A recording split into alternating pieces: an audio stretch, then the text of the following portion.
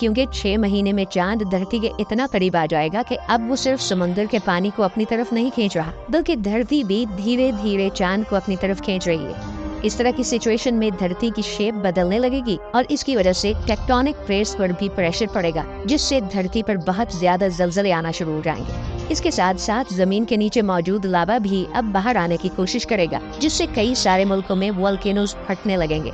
इस छठे महीने में चांद धरती के इतना करीब होगा जितने के सैटेलाइट्स आज हमारी धरती के करीब हैं।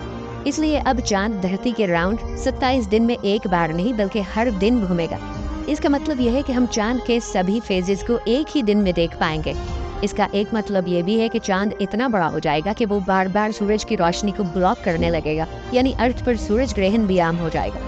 8वां महीना आते ही चांद धरती पर इस तरह से इम्पैक्ट डाल रहा होगा कि वोल्केनोज से निकलने वाला लावा हवाई जहाज के उड़ने के डिस्टेंस से भी ज्यादा ऊपर तक उछलने लगेगा।